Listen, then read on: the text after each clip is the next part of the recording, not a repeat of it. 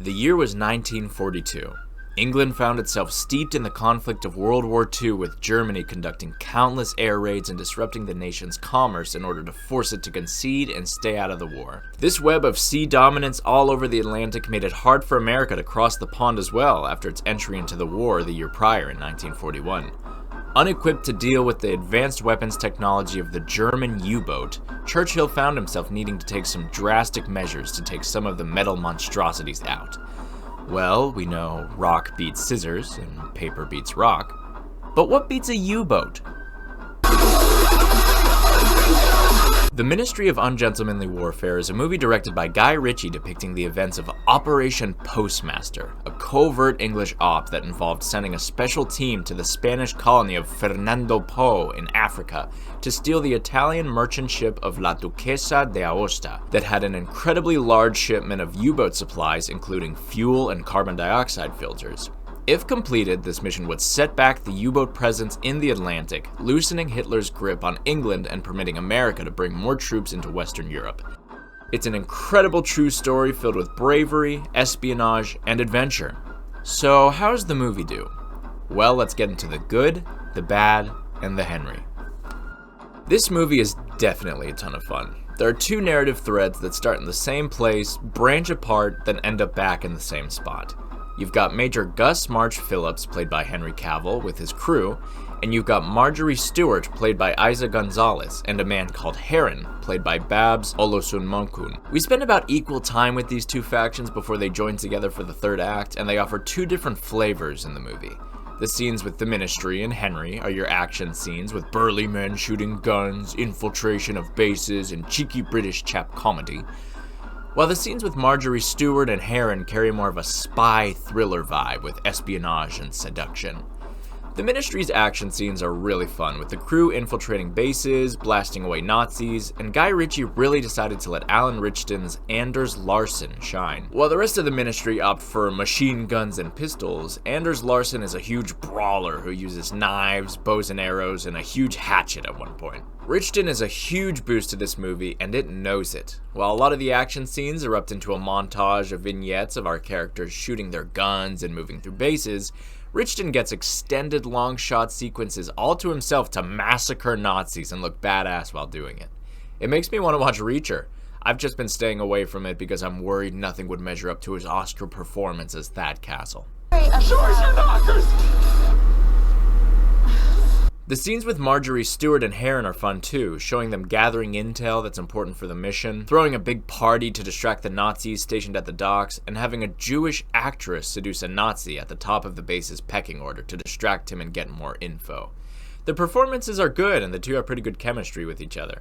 Plus, you get to stare at Isa Gonzalez in a little dress for a long time, so that's a pretty big perk too. The movie has some great comedy moments, but those are more so concentrated in the first half before Operation Postmaster commences and all hell breaks loose. Henry Cavill's character has a funny running gag in the movie where he's just a kleptomaniac who wants everyone else's stuff, and it's great. The score in this movie was actually incredible too. Early on in the movie, there's a scene in which our crew gets boarded by Nazis, and there's a nice, slow, and suspenseful song played that uses the cello to great effect. The music throughout the movie did its job perfectly. It captured the tone or feelings coming across in a scene and provided music that fueled the delivery of those feelings to the audience without being too overstated. Now that we've discussed the good, we can get to the bad. This movie is like a school project that knows it's going to get a B, so it doesn't go any farther beyond that. Now, that's actually both a strength and a weakness in this case. How many action movies in recent years have suffered immensely from the director not understanding what kind of movie it's supposed to be? You see some directors who don't recognize that in some movies what the audience wants is action, adventure, and some fun quips. When they go to a movie that is advertised as big muscly men with gun-shooting Nazis, they aren't expecting Shakespeare. So when a director adds in preachy detours or overly inflated screen time for specific characters or subject matter, because as an artist they aren't content enough to make the B-level content because it isn't artsy or deep enough, the film can really suffer. So I give this movie the backhanded compliment of doing a good job at being a generic action movie that isn't trying to grip you emotionally or be high art. I say that it stays around a B because we don't really explore the characters much and the movie doesn't craft any emotionally resonating moments. And while Alan Richton's action scenes are exciting and the Ministry's exploits serve as fun excitement, it's all a tad generic, you know? Our heroes run through hallways and point guns faster than the other guys with guns and shoot them. Our guy gets tackled by a bad guy, and then our guy outmuscles him and throws some punches. While that certainly is fun, and I definitely found it fun in this movie, the way the movie employs common staples of action movies is nothing you haven't seen before. But it definitely scratches an itch pretty well if that's what you're looking for. And while I praise the scenes with Gonzalez and Oluzumokun for acting as our fun espionage element in this movie, you can't help but feel a little frustrated when it's their turn to be on screen. All of the marketing in this movie is big muscly dudes shooting giant machine guns, and they're all kooky and having a great time. And then when you see the movie, and half of the time it's quiet scenes with these two of her seducing the captain, you can't help but feel a little cheated. But their part of the movie is entertaining and definitely fits organically into the narrative. I mean, the fake party and the involvement of Marjorie Stewart happened in real life, for God's sake. But I don't think they needed that much screen time. Their scenes are also kind of full of spy movie cliches and lifted moments from other, better movies. Like, tell me if this sounds familiar. 1. A spy or a thief takes something off somebody or narrowly is escaping from a situation where they didn't belong, but then somebody says something like, "Hey, stop right there," and then goes up to them and says something other than, "Hey, I know it was you, you're a spy, you're busted." And instead they're saying something like, "Oh, your shoe was untied," as a misdirect to build tension. Or number 2, person A is keeping a secret while talking to person B. Person A straight up tells them their secret, and the fact that person B doesn't know that they aren't joking is supposed to make the audience laugh. This situation can definitely work, it's just a bit of a cliche.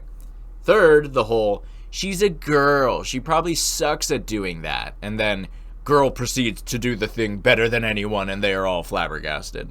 Or number 4, this movie just straight up kind of lifts a payoff from Inglourious Bastards. Spoilers for both films ahead. But while Marjorie is in the good graces of the Germans because they think she is a good, upright citizen who thinks that a group should be exterminated based on what religion they hold or who their parents are, she accidentally lets it slip that she is Jewish. She's performing at the party in the movie and accidentally sings a lyric of a German song in Yiddish.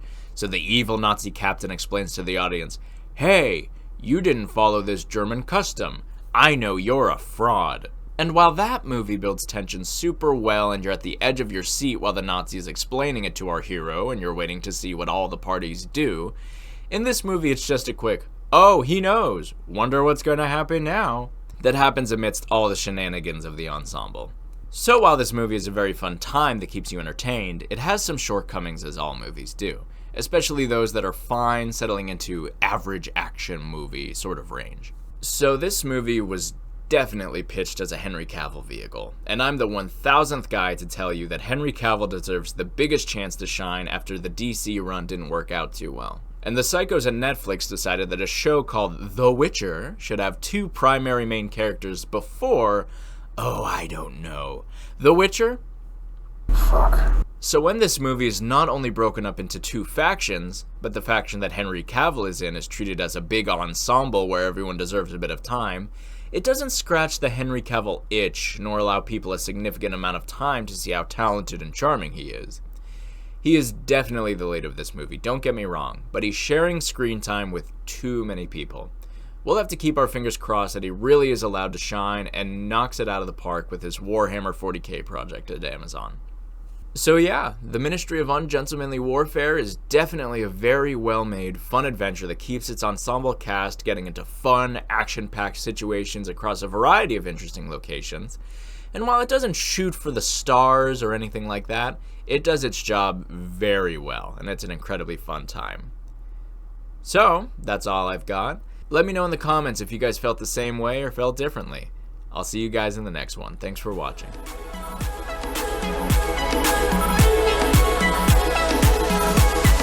See, tell me, Tom.